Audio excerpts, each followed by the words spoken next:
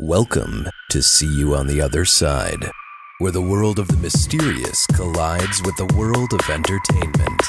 A discussion of art, music, movies, spirituality, the weird, and self-discovery. And now, your hosts, musicians and entertainers who have their own weakness for the weird, Mike and Wendy from the band Sunspot. We're broadcasting live from a very exciting location. Mike, Yeah. where are we tonight? The Country Inn and Suites in Menominee Falls, Wisconsin. Menominee Falls. And why on earth would we be broadcasting live from Menominee Falls, Wisconsin? Because I just bought a brand new car at Ernie von Schledorn. Congratulations, Mike. Yes, Main Street and Menominee. Falls. Okay, so you guys who aren't from the Milwaukee They area, think we're insane. They do think we're insane. But there was a German guy that was everybody in Milwaukee knew was an advertisement, and he'd be like, "Who do you know wants to buy a car?" And it'd be Ernie von Schledorn, Main Street, Menominee Falls. And so I grew up on the other side of Waukesha County, and this is Menominee Falls. So anyway, we're glad to be here, and we're doing it because we're recording at Cherry Pit Studios in Menominee Falls. That's right. And this is our 6th recording at Cherry Pit Studios. Yeah, so this will be that. We'll be coming up with 18 songs that we've done at this place. A series of EPs, 3 songs apiece. And I was just thinking about this the other day because in my studio at home, I have all of our full-length CDs, framed on the wall. Yes. And there's 6 of them. Mm-hmm. And I'm like, the last one of those was 2011, the Slingshot Effect. Right. And I was like, we've recorded a lot since then, but they've all been EPs. So I'm like... So we haven't collected them in one thing. It's all been digital and stuff like that. Right. So I'm like, do I frame all of the EPs or should I just, I don't know what to do about that. You know what I think we should do about it? I think we should put it together as Sunspot's Weirdest Hits. And it'll be something for people. It'll be like a little best of the EPs we've done over the past couple of years. That's a fine idea. I believe we'll do that right before Halloween this year when we celebrate the 1st anniversary of See You on the Other Side. I like this plan. I'm excited to be part of it. Let's do it. So I think that'll be definitely something to do. Cool. Okay. Yeah. And then I'll frame that one and I'll make it its own, its own little framed thing in my studio. Yeah. And, I'm excited about, I think we've met more interesting people this year through doing this podcast than we've met in a long time. We have, yeah. And for so, sure. And so that's been a really fun thing. And also all these people open up to new experience. Yeah. And when you get in this world, the world of paranormal things. Oh my gosh. Like you meet a lot of people who sometimes you're like, wow, yeah, you're nuts. And then you meet other people who are like, you meet that you have a really good connection. Yeah. And it's like, oh, I understand where you're coming from.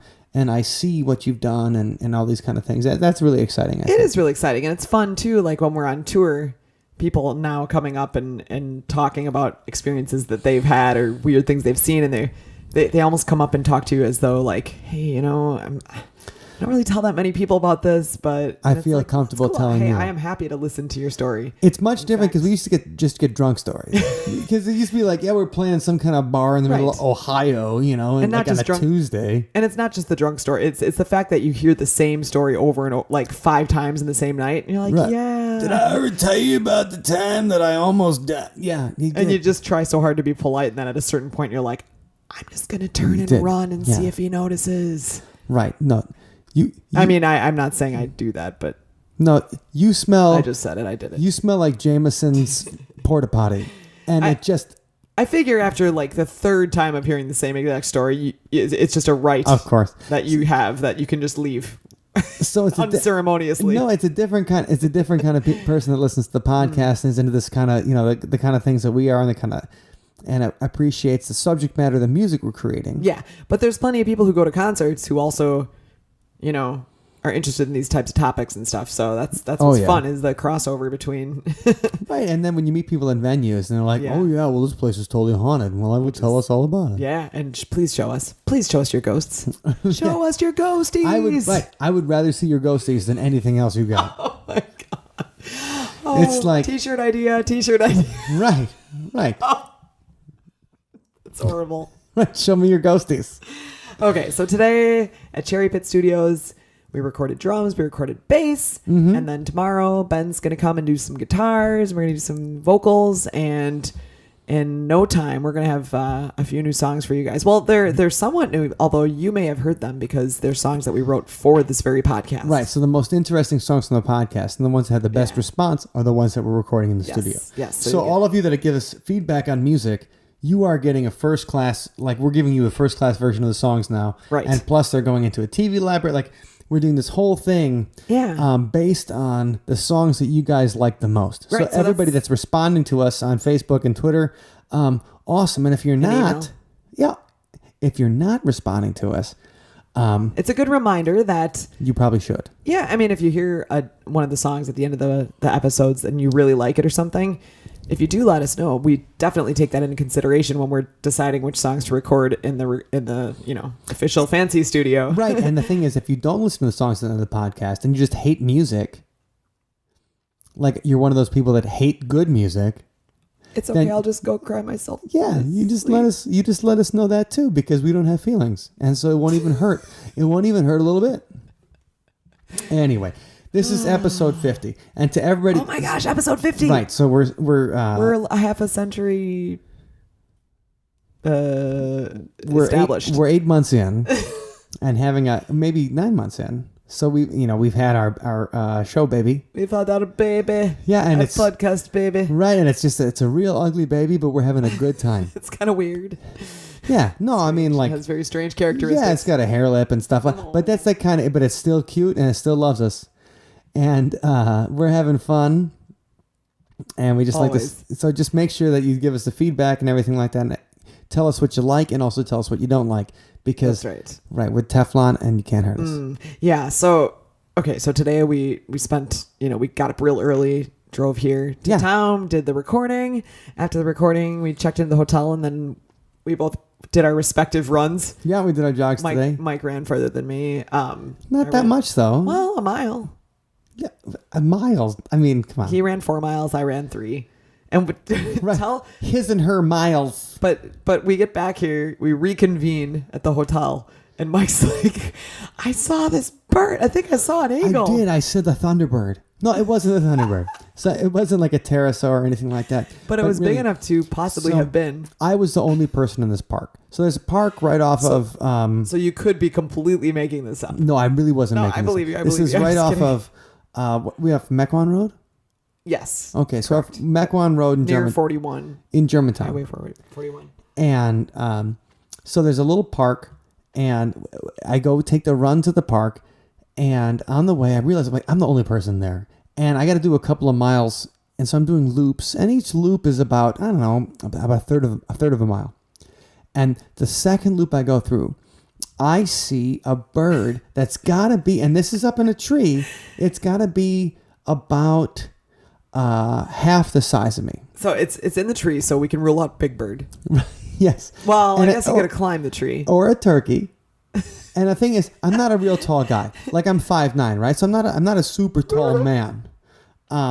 But it's going to be, that's going to be almost 3 feet tall. That's a large bird. Right. That's so like an emu. I look up and wow! And I see that, and then Was it an emu? Yeah, it was a flying emu. Oh, that's right. They don't fly. If I saw an emu flying, I'd run the other way. What is this, Jurassic Park? And so the thing just, it's like, it sees me and goes, wow! And then it takes off, and it's like a buzzard, or I'm like, is that the mighty eagle? Draco. Or what's the Game of Thrones? Dragons. Oh, Dracarys. I mean, Dracarys is what they say when they that means to breathe fire. Dracarys. That's all right. That's what it made me think of. If it wasn't, but it was like a dragon. You made it sound like it was about to select you for dinner. No, I thought it was going to pick me up and fly me away. Like it was. With its claws. No, it was big enough that I was worried about my eyes. Like it could attack my eyes, and it could have totally pecked out my eyes. Anyway, I'm glad it didn't. So I saw the Thunderbird in Menominee Falls tonight. I don't know if it's a legendary Thunderbird, but it's a big, huge bird. All right, so if you're in Menominee Falls, be on the lookout. Yes, and my cousin, my godfather, actually saw a pterosaur. Really? Yeah, he's got a whole story about it. Allison from Milwaukee really Ghosts just cool, finished a video that of it. Dinosaurs are extinct. Right. He just finished a video. It's going to be on YouTube. Okay. We'll put that in the show notes. I'm curious now. I must see this video. Yeah, and it's all about my godfather talking about the pterosaur that he saw outside of a hospital in Milwaukee one time about 20 years ago. Well, speaking of Milwaukee and weird things that people are seeing. Oh, yeah. There's something. So what's going on with this lion? Is this real or is this a joke or is this like... Because it was a legitimate news story. I believe it was, this morning. I thought it was just Thundercats cosplay in the beginning. Like somebody's dressing like Lion-O. I thought it was just a cat and like, somebody with like to show off poor depth perception. My abs. With poor depth perception. No. Like, oh my God, that cat's huge. I can't even tell how big that cat is. But it's on the news. There is a purported lion running around Milwaukee and they haven't been able to catch it. But it's been spotted by like not only citizens, but also the police. Yeah, the Popo say they've seen a mysterious big cat.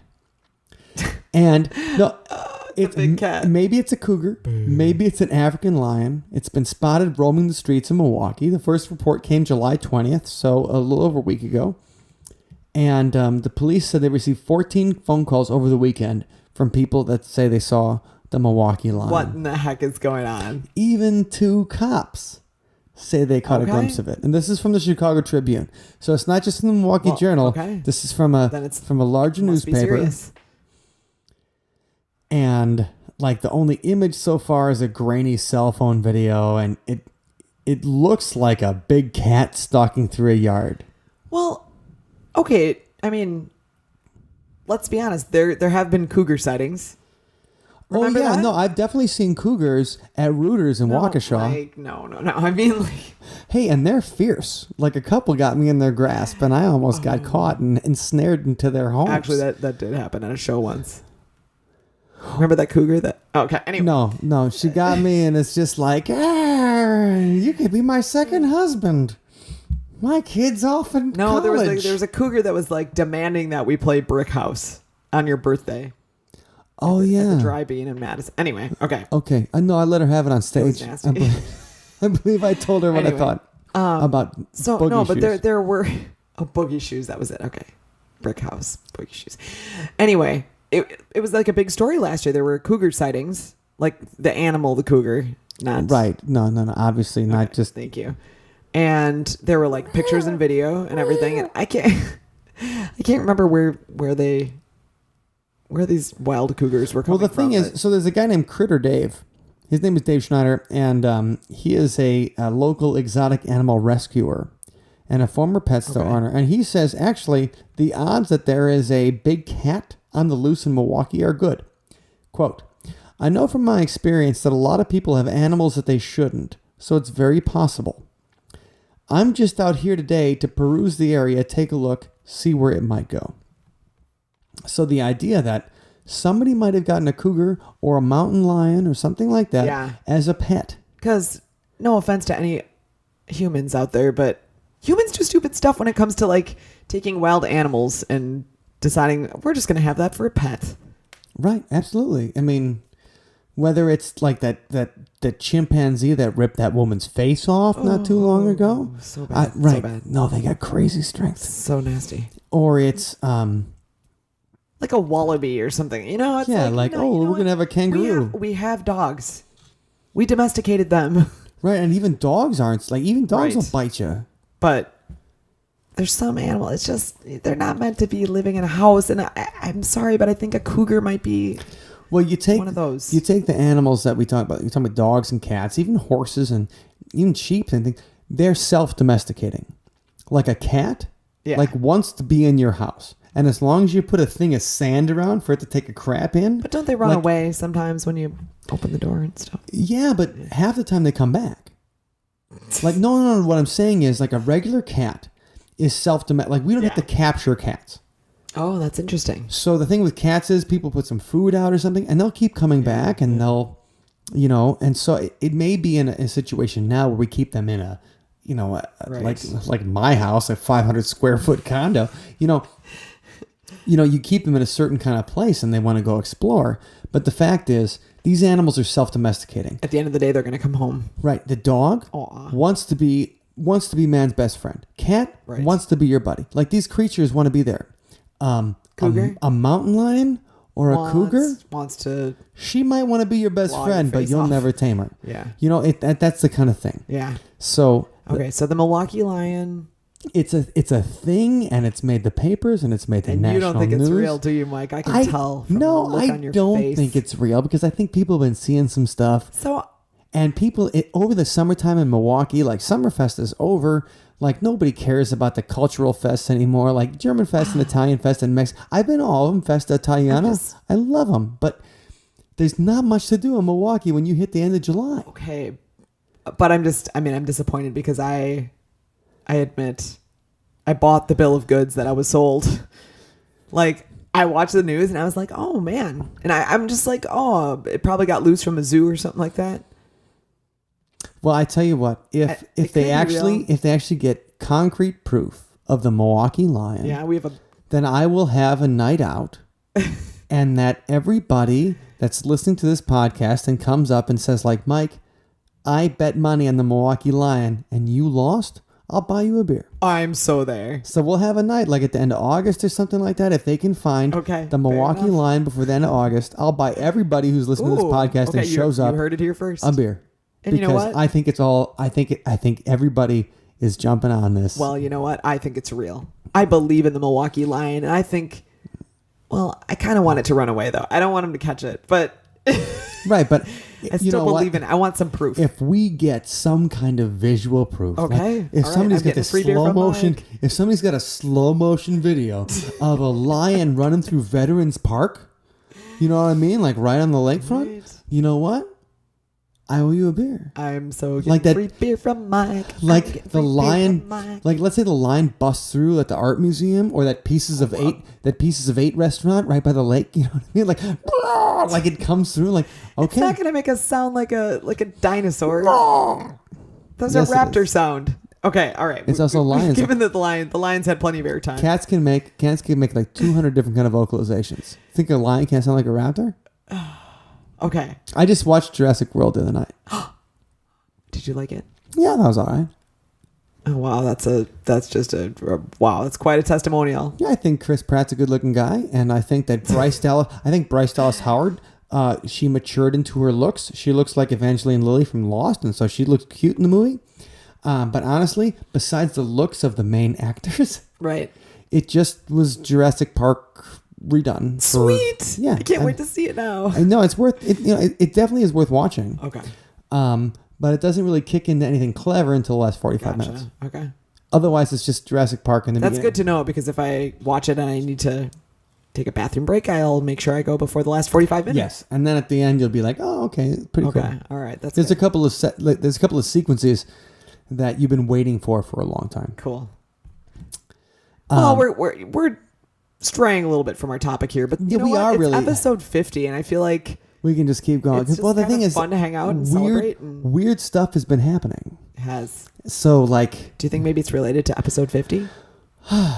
Dogs and cats living together, mass hysteria. I do think something's up, and especially something's up for all of us alien. It's the quickening. Whoa! All of us alien lovers, because what happened in the past week was that this Russian bazillionaire named Yuri Milner.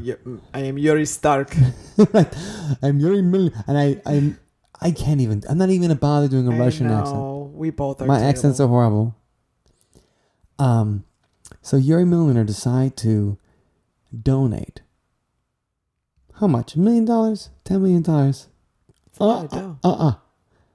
$100 million. How many rubles? Jeez. Well, I mean, I guess we could ask Google, but I'm not. Right. It's going to be plenty of rubles. $100 million. Wow. The search for extraterrestrial intelligence. Good for him. I respect that man. I do. I mean, Yuri Milner, interesting character. He's one of Russia's. Well, I mean, Russia has like the most billionaires going on right now. Like, Russia has a ton of billionaires. I didn't know that. Well, after the fall of communism, let's say the markets opened up. Okay. Let's. So Yuri Milner, So how do you make his money? Where's he? Well, he's a venture capitalist. Oh, okay, gotcha. And so I read an article about him in Wired, and it looks like he's the kind of guy that when he was in college, he was selling smuggled PCs and things like that, Okay. like right after the fall of the Berlin Wall. And he was trying to bring that kind of technology to the Russian people. And so he was doing some stuff. But also he's got this venture capitalist firm. And, well, interestingly enough, like the venture capitalist firm has an interesting character. It's Digital Sky Technologies. And it's the toast of Silicon Valley. Okay. Because they invest in all of the social media things. Oh, of course. So everybody loves them because they're investing in Facebook, they're investing in Twitter, they're probably investing in Snapchat, that dirty business. Nasty. Right. Because how many deleted pictures of your goods do people need to see? Oh, man. That's okay. I screen cap all of them. But the fact is, so like Digital Sky Technologies. Mike, is that Yeah, Sunspot. You'll see him, you'll be like, hey, is that a screen cap? No, it's just Brett Favre. Don't worry about it. Facebook, Zynga, Foursquare, Twitter, like they invested in everything like that. And one of their minority investors is called the Hard Man of Russia. The Hard Man. Yeah. And so there's a whole thing. I mean, so Yuri Milner was like, oh yeah, he's not really a big deal. I mean, it's just this guy named Alisher Uzmanov that's suspected of being a Russian, like associated with the mafia. I mean, the Russian mafia, like, we always hear about it and you see it in movies, and it's terrifying because it's like the Russians, they don't fear death. They don't fear anything. Death is easy. It's hard, like Russian soil. Like those guys don't care.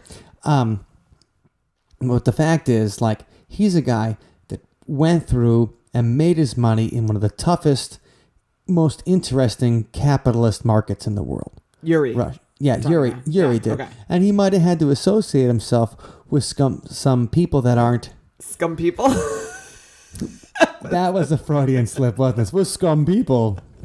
With some people who might not be completely ethical. Oh, Yuri, no. But isn't that everybody that's made a ton of money? Can you say to anybody from like the early part of the 20th century, whether it's Andrew Carnegie or who is the guy that did U.S. Steel, and was that Carnegie? You know what I mean? Like, think about all the robber barons of the late 19th century. Yeah. Like, there's some people that took their money, or even we have these peace prizes, Nobel. How did Alfred Nobel make his money? Well, he invented dynamite. Oh. And so he thought dynamite was going to have a peaceful application, and then it was used for all these things that blew people up. Oh. So he's like, I'm going to take all this money I made. Drag when that happens. I'm going to take all this money I made and do something good for the world, and create the Peace Prize and create these kind of scientific prizes. Bless his little heart. So that, because the thing is, he created something. He's got a huge heart. It just might explode. Oh man! All over the place. The drum set when I need it. He'll be here all night, folks. Okay, so the thing is, okay, so Yuri, you're a robber baron. Like that's the way things go, and so Russia's full of them. He associated himself with somebody who might not be so pleasant. Yeah, but he totally made up for it by donating $100 million to the search for extraterrestrial intelligence. Well, that's pretty cool. Even cooler is he picked up Stephen Hawking on the way.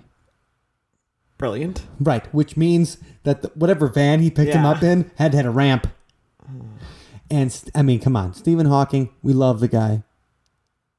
And he's obviously the smartest guy in the world. And I think we talked about the Onion article before. Is Mike Tyson as strong as Stephen Hawking is smart? And I mean, he's a good guy to have on your team if you're going to be like out there searching for aliens. Right. And basically. And he... Or basically if you're doing anything requiring anything requiring physics. Like you want Stephen Hawking there. Yeah. I mean, Stephen Hawking has a great quote when he talks about how alien life is out there. And he said, to my mathematical brain, the numbers alone make thinking about aliens perfectly rational.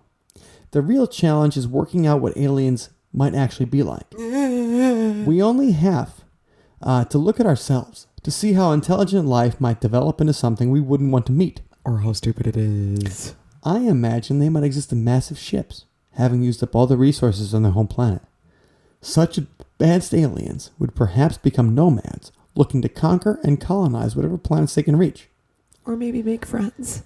If aliens ever visit us, I think the outcome will be much as when Christopher Columbus first landed in America, which didn't turn out very Not well very for promising. the American Indians. Oh, God. That's the quote they use. So Okay, depressing. so there's this movie from 2010 called Skyline, Okay. and it's made by Sound familiar. Was it a big one? It had major distribution, but it was independently done by these two guys, these two brothers who were a special effects house, and they'd done a whole bunch of special effects for Sony, and they thought that they could make their own movie. Okay, that's And cool. yeah, and the special effects of this movie were great, and the movie was horrible. Oh. Yeah, Skyline. It's got Brittany Daniel, who is Joe Dirt's girlfriend, and she was one of Dawson's girlfriends on Dawson's Creek. Thanks for the two references that, I can relate to. No, Right, I have no everybody idea gets who it. you're talking Love about. Brittany Daniel. But and it's also got the guy that played Dexter's best friend on Dexter, Angel. But they called him Angel on the show because it was Spanish sounding. Oh, that's cool. But the thing is, so Skyline was horrible. Okay. But the trailer was awesome because it had great special effects, and they used this Stephen Hawking quote saying like, "Well, Oh, okay, if aliens that's cool. ever visit us, I think the outcome will be much like Yeah. when Christopher." And you're like, "Oh God, yeah, that's this is going to be totally sweet," and it's got an unhappy ending. Like, don't you know? Okay. I don't mean to ruin Skyline for you, but if you've seen it, you've already ruined 2 hours of your life. Well, I mean, that quote alone is pretty, depressing. Yeah, and that's great Stephen Hawking Yeah. because he's always very dry. I mean, obviously he doesn't use his voice very. You know what I mean? So he's got to do it in the exact words. But it's very Unless you got to respect that. scientifically, statistically based statement. So it's, how can you not believe it? It's it's a fact. I mean, probability, statistics. Well, we're going to go a little bit more SETI in a second because SETI is the search for extraterrestrial intelligence. Oh, yeah. And that's what the acronym stands for. And we'll talk a bit more SETI in a second. But before we get to SETI, let's talk about Enrico Fermi. Okay, everybody loves Enrico Fermi. Enrico Fermi. And Fermi Labs is out of Chicago. That's where he did a lot of his research, and he died in Chicago. But Enrico Fermi was a scientist, and he is one of the fathers of the atomic bomb. So he's one of those guys That's a baby to be proud of, isn't it? Yeah, well, I mean, there's only No, 50,000 people in Hiroshima that might disagree. Gosh. No, the science is impressive, but whoa, that'd be What happened was right. Right, and it's that's what your name is down in history for. as the father of atomic bomb. Just Good job, dude. Oppenheimer.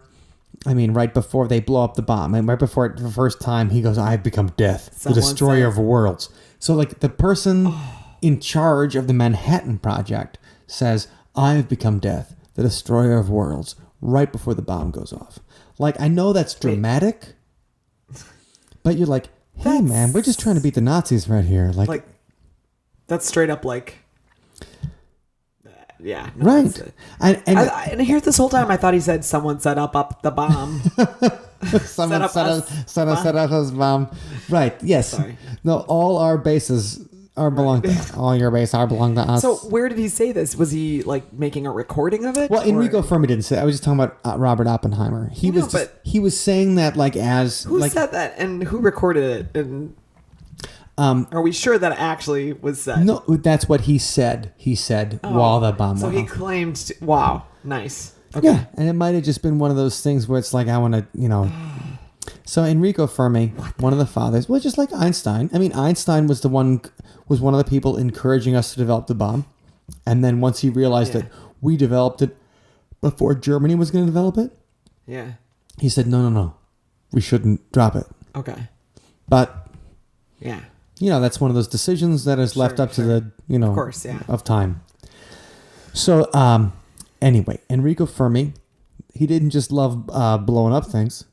and atoms, he also loved aliens. Hey. So he developed this thing called the Fermi paradox, which was, okay, how big is the universe? Okay. Large. Yeah. Wait. Let me go with extra large. How big is the universe? Well, how big is a butt? You know, it like what I'm saying is like the universe. Freaking huge. That's a huge. But no, it's the idea is that the universe is so massive. The idea is it's not even comparable to anything. You know, like when you make a your mama joke about somebody, it's like your mama's butt's so big, it's as big as, right? The universe. Right. So the universe is so massive. I just ended all the yo mama jokes. Right. It's so massive. What? I feel like there's got to be a great punchline here. Well, it's so massive there should be... How massive is it? Billions of spacefaring civilizations. Right, exactly. Statistically speaking, again. Right. And that's the thought. Is that... So Fermi's paradox is, if the universe is, so massive and infinite, and there's billions of spacefaring civilizations or billions of intelligent civilizations out there, where are they? Oh, God. And now I feel the depression setting in again. Right. You liked it when we were telling big butt yo mama jokes, and now you're like, oh, wait, this is how it ends. Yeah. You're making me contemplate the whole, like, we're so alone thing again. Right. And that's just like that part in The Hitchhiker's Guide to the Galaxy where they have that, okay, so there's that punishment. Where so they have this room where you go into and you go into this room as punishment and you see the entirety of the universe and you see your place in the universe. That's right. Oh gosh. So you see how small you are compared to the rest of the universe, and then you die because you're so depressed. Yeah. Because you see what kind of a small being you are to the rest of the universe, and the only person that can survive it is Zaphod Beeblebrox, because he is so egotistical. That's right. He can see the entirety of the universe and still think he's a big deal. So you are feeling that. Thank you, Douglas Adams. Oh, as always, cheers to Douglas Adams. Cheers. But the thing is, we're so optimistic, generally speaking, human beings, I think. We have to be optimistic. Right. So our buddy Dano. Dan Chez. Dan. So our buddy Dan, he's a sound guy we work with and a recording engineer we work with on a dozen occasions. Mm-hmm. Very talented. Came with us last weekend when we went up to Wausau. Mm-hmm. Very scientifically minded. And he all-around fun guy. He is a fun guy. We love Dan.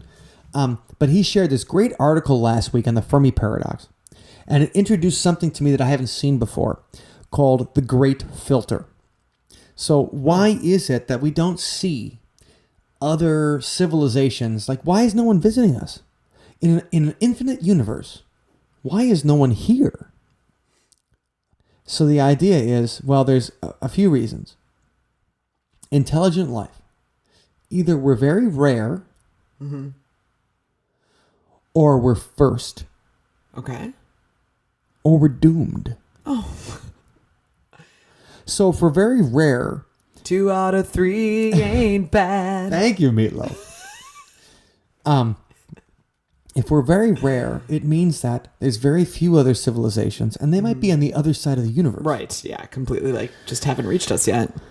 Right. So they could be just like us. So the Great Filter comes from this whole types of civilizations. And Carl Sagan talked about this. Michio Kaku talks about this. Dr. Michio Kaku is a guy. He is a brilliant physicist, and he always does really fun stuff.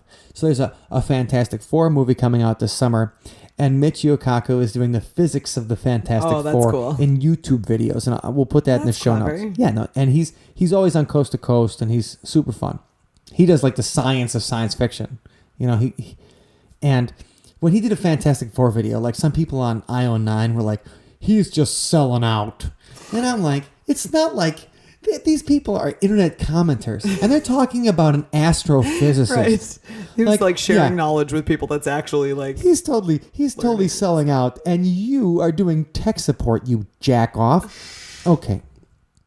Focus, Mike. I love Michio Kaku. So the Great Filter is, well, who makes it from we said like this type of intelligence? So this type 3 intelligence, Yeah. which is you can reach out. So the type 3 intelligences are the kinds that can go to other star You're systems. smart enough to build a ship and get the heck out, or send a message somehow to another people. Yeah. So you can find other life on other planets. And intelligent life. So what's the filter? So if you are a single cell being, how do you get to that next step? Like intelligent life, basically. So if we're very rare, but life can develop in all these planets, maybe the whole idea is that going from single cell to multi-cell to intelligence is something stops it. And it's a very unique set of conditions that enabled us on our planet to do it. Okay. So you know how they found single cells on Mars and things like that? Like, oh yeah, there may have been life there. Oh, we have life on other planets. There's been it's signs. like an amoeba on another planet. Like that, the amoeba's not going to talk. If it does, it'd be like this. It's a seed. It can grow into something. That's right. But if it didn't, under the right conditions, if it didn't develop, that means that the filter. Why is it not developed? That means we're rare. Okay. Yeah, because we flourished because we have the environment and just all the right chemicals and everything that we need. So it just means that there's not many other people that can do that. Okay. Or beings, if you will. Right. Not necessarily people. So what if it means if we're doomed? Oh. That means that the other civilizations had some kind of problem before they reached the ability to communicate with us.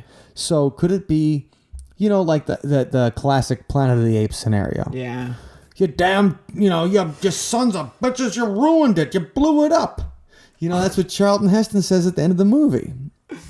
Right. Yeah. And, with the planet, taking care of the planet. Right. Oh, well, we're doing a great job of that with the carbon emissions and the rising temperatures and all these things. And the idea is, so once you get intelligent, could you find a way to kill yourself? And I think we're doing a great job of finding ways to kill ourselves every day. So that's the point. Okay. So like, well, that's pretty depressing. So yeah, so that's the Fermi paradox. So the thing is, like, why aren't we being visited? And I just read that article last week, and I thought that was a very interesting thing. That is interesting.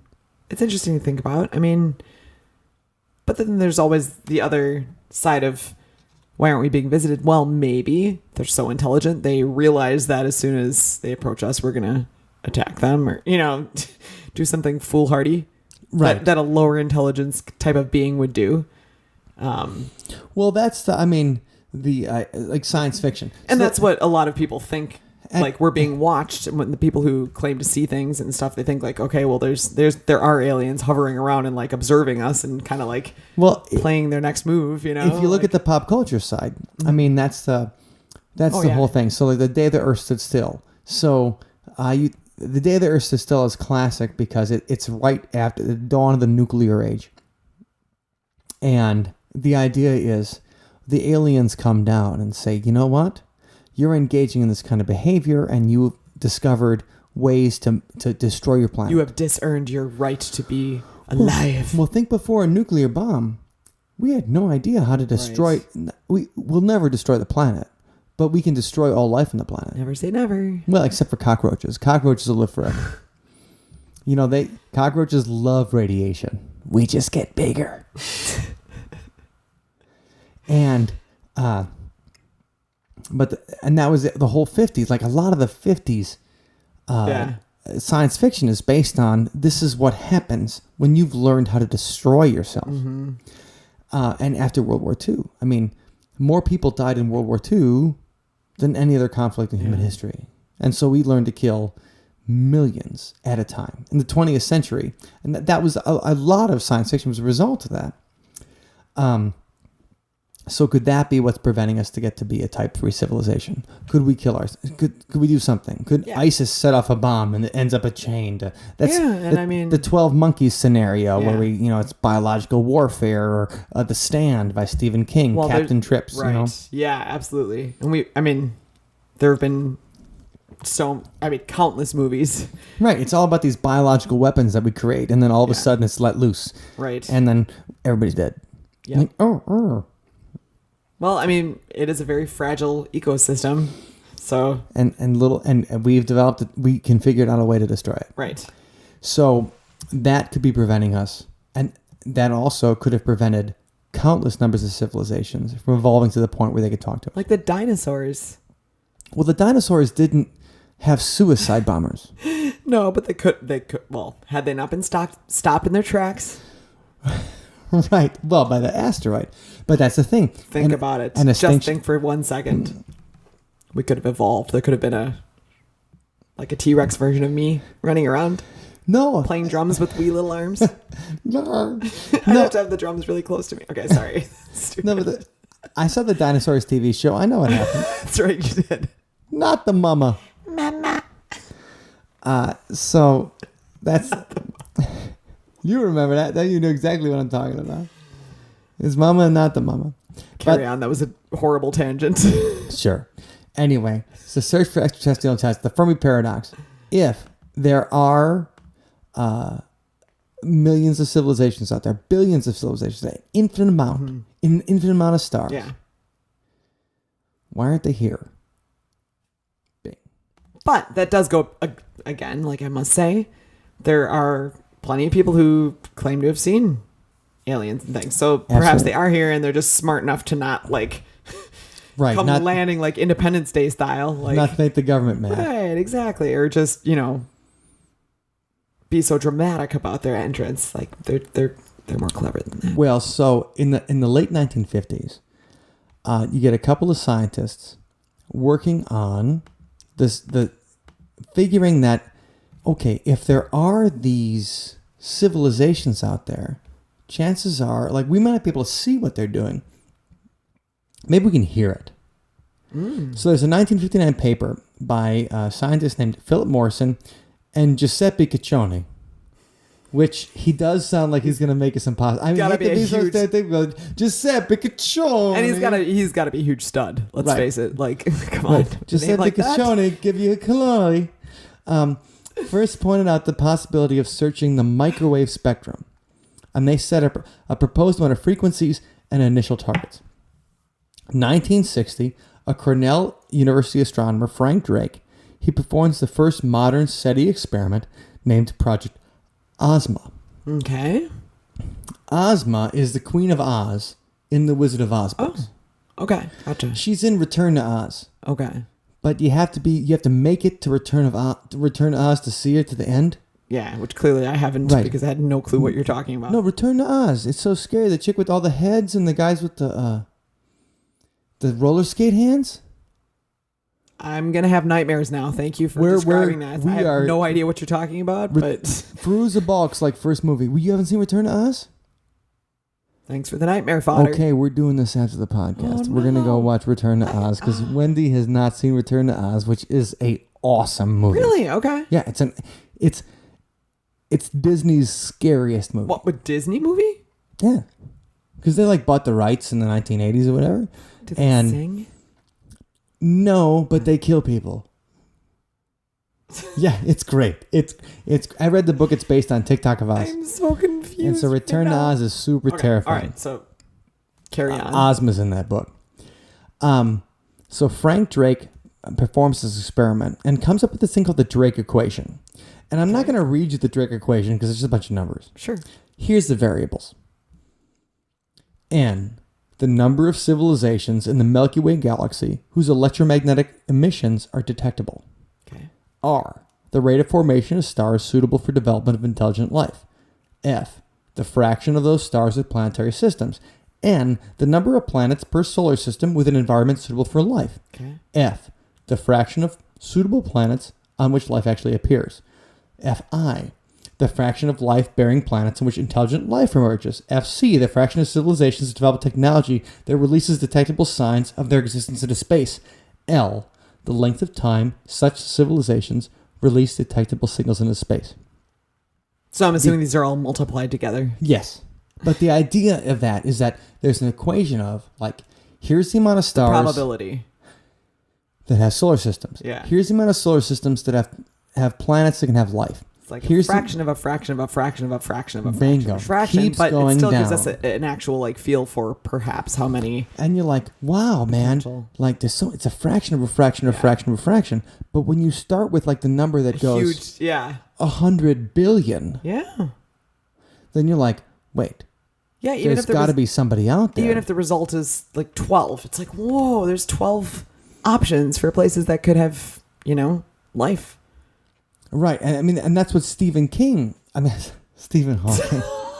Stephen King has a completely different idea of alien Stephen life than Stephen Hawking. Hawking.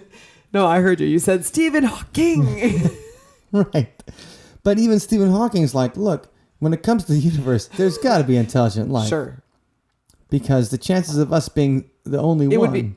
It'd be ignorant for us to deny that possibility. It'd be just as ignorant as saying that the Earth revolves around the sun. Right. I'm sorry, that the sun revolves around the Earth. Wow.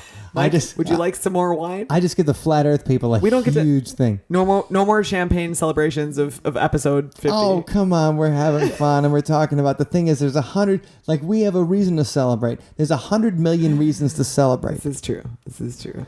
The search for extraterrestrial life. Okay. So the search for extraterrestrial... In the beginning, SETI, the search for extraterrestrial intelligence, was part of a NASA program. Cool. And that's over now. Uh-huh. So NASA will help out the people and stuff like that. Sure. But really, I mean, SETI is based in Berkeley, California. Okay. UC That's where it was Berkeley. started? No, I mean, that's where it's pretty much based now. Okay. And there's a thing called SETI at home. So, yeah. And so how would you describe SETI at home? I would describe it as a screensaver that I downloaded in college Mm-hmm. on every computer that I owned because Absolutely. it was like this cool looking 3D kind of like rainbow. It looked like mountains that were forming almost. And it was the data that would be processing or whatever using your X, Y, and Z. CPU It was when a you weren't, grid. Yeah, and when you weren't using the computer, the CPU would be utilized to process this information, and it would track how many units or whatever you had processed. So in college, it was fun because we'd compare who had more, Who had the most units. and Absolutely. you didn't get any prize or anything for it, but it was just kind of a bragging rights, like, ooh, I've helped this much of the. I'm helping out the search. aliens the most. I'm Yeah. helping out the search. And It was fun. so I used to work at the University Computer Center, and they would set up the entire labs to do SETI Yeah. at home. So they had a lot of When credits. people is what went you're on it, we saying. would set up the entire So it was called the Division of Information Technology. Do it. And we would set up the whole thing and these were top end Macs. Like these were super fast computers, and Cool. we'd all have them run SETI at home all the time. And we run our home computers on it. So And you accumulated lots of SETI points then, I'm sure. bingo.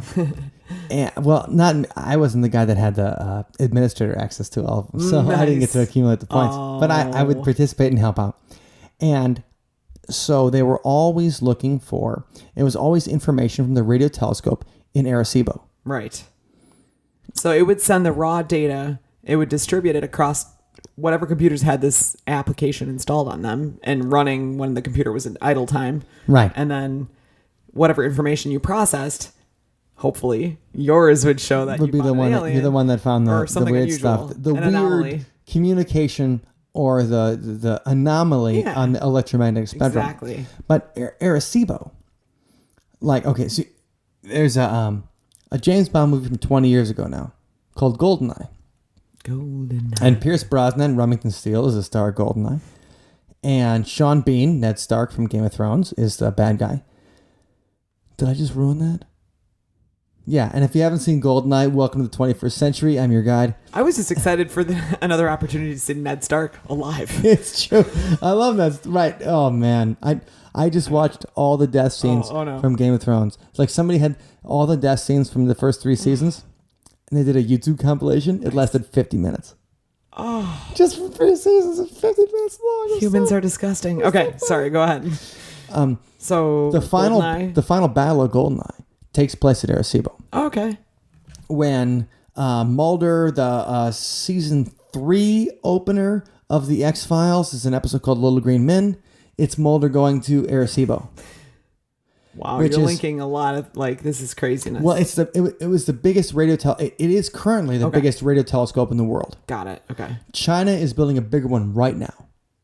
Like this month is building a bigger one. Good but for them. the biggest radio telescope in the world is right now in Arecibo, Puerto Rico, which is on top of a mountain. Cool. And I've been there. Ooh. And I'll put it up in the show notes. Yeah. So I mean, it really is. You go. So Puerto Rico's not that big. You can get on the island almost anywhere in a couple hours. You might have to drive through the mountains, run over some chickens. Weird things happen in the mountains. No, they do. But the thing is, when you get up there, Arecibo was maybe half an hour, 45 minutes out of the capital of Puerto Rico, San Juan. And you go up this mountain, and it really is like a half an hour. It's a long drive, and you get there, and it is this gigantic thing. Sweet. In the middle of a mountain jungle. And it is exceptional. That's awesome. And I remember my astronomy 101 teaching assistant had just come from like 3 months of working at Arecibo. Oh, wow. What a neat opportunity. Right. And it's pretty sweet. And I still have like a little like a Arecibo coffee mug and things like that. But that's where all of the information for SETI. Okay. So they take the raw data that's being collected at that particular telescope, and then they have a server or whatever, and they're sending it off in packets to and the server's billions of people all over in the Berkeley. planet. Okay. And so and Yuri owns it, or how does he connect to this? Yuri's getting. I'll get into Yuri in a sorry. second. So I mean, Berkeley's a great city in California. And have you been to Berkeley? I don't think I've been like past it, but I don't think I've ever actually been in there. Well, my when I was 10, we spent a summer there. Okay, right. And I loved it. Like, cool. It was just so weird. Perfect for little Mike. Like when I applied for colleges, I only applied for 2 colleges. I applied for Madison and I applied for Berkeley. And the thing was is that they were both the weirdest places that I could think of. Yep. Because there was there was, Berkeley. I guess if I hadn't been to Boulder yet, and if I had been to Boulder, I might have applied there too. Because I'm like, those people in Boulder are weird. Oh, nice. But I'd done like campus tours in Evanston, and I'm like, no, not weird enough. Right? You know, like there's a certain places and they're totally weird people, and Berkeley's one of them. And so when we spent some time there, I was taking these courses at this place that was affiliated with the university and was doing courses for children. Okay. And one of them was Search for Extraterrestrial Life. And so we had a whole summer spent. That's amazing. Like, you know, a 10-year-old kid, I was going crazy. And you were trying to like that whole contest based on designing aliens and weird planets, but with science associated. Like, so why would the aliens be like this? Why was their planet a certain way and the aliens would be like this? Why was, you know. And now we're all getting a feel for where. Yeah.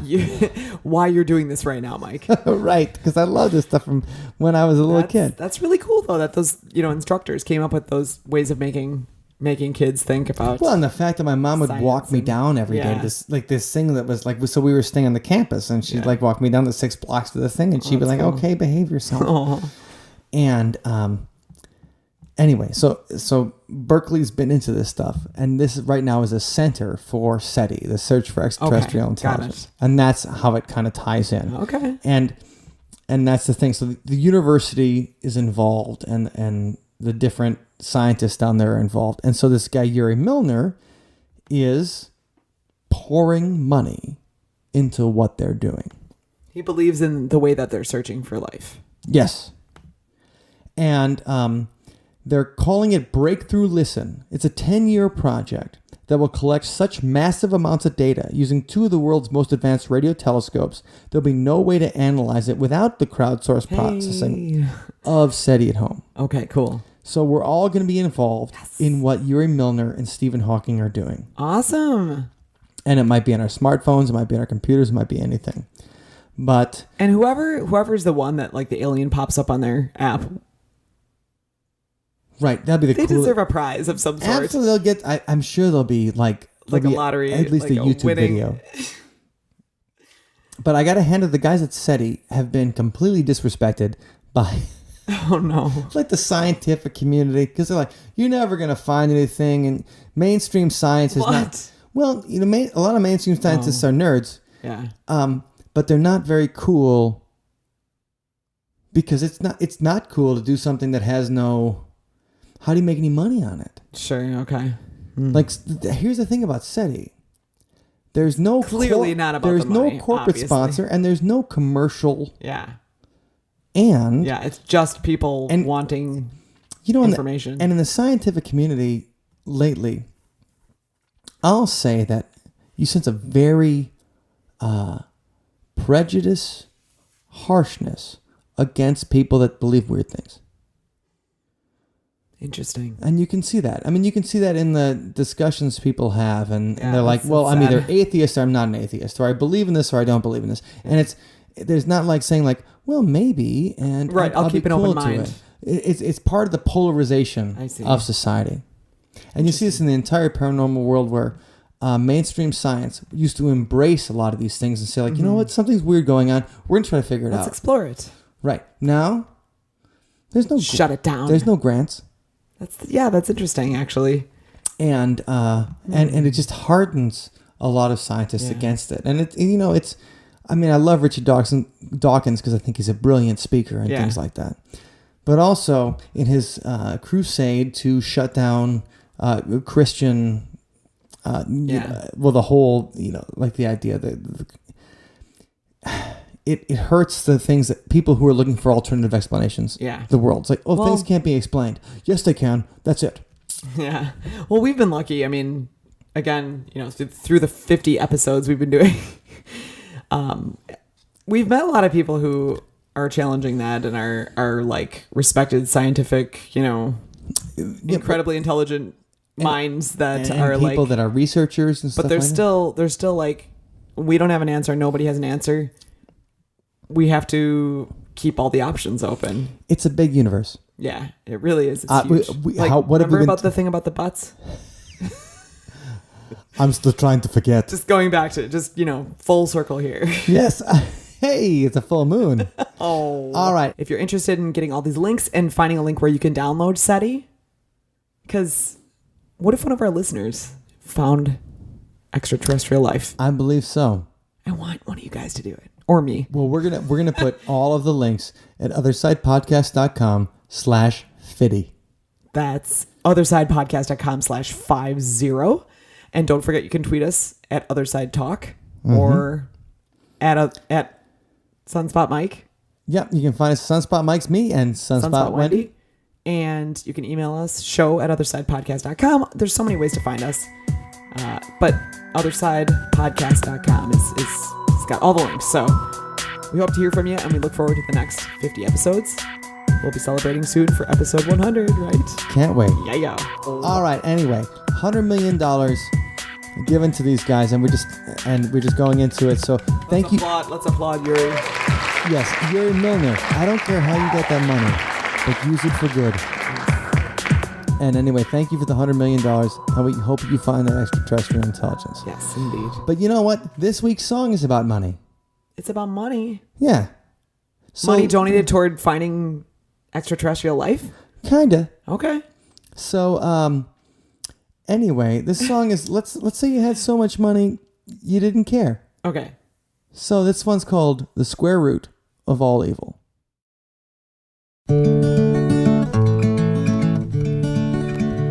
They say money gives you peace of mind, but money don't make you satisfied. I guess it all depends on what you wanna do. I only want enough to say F you. And own my own jetpack, have a blonde with a fake rack, do more drugs than Kerouac, and buy a sports team. Use a Van Gogh as TP, have a personal chimpanzee, buy everything on QVC and live off ice cream. Money gives you peace of mind, but money don't make you satisfied. I guess it all depends on what you wanna do. I only want enough to say F you. Drive around a red Corvette, buy all the art up at the Met, have a lager as a pet and sleeping all day. break the law just to get off.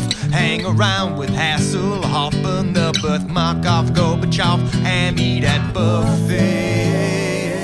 This is the way we ride. We can tell the world to kiss our butts. This is the way we roll, where we can tell all the haters what to suck.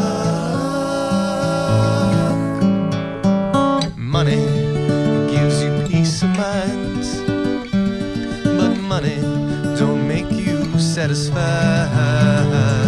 I guess it all depends on what you wanna do.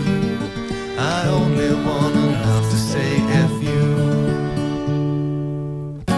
When I am king on my island made of cheese, I'll buy your respect and make everyone say pretty please. I'll trade my comedy and sell jokes for a penny. I'll be the banker of loyalty, copyright happiness, and when you smile, you'll have to pay a royalty. To me, money gives you peace of mind, but money don't make you satisfied. I guess it all depends on what you wanna do. I only want enough to say F you. Money gives you peace of mind, but money don't make you satisfied. I guess it all depends on what you wanna do. I only want enough to say F you, F you. I only want enough to say F you, my F you money. I only want enough. Gonna buy a lot more stuff. I only want enough to say F you, F you. Thank you for listening to today's episode. You can find us online at OthersidePodcast.com. Until next time, see you on the other side.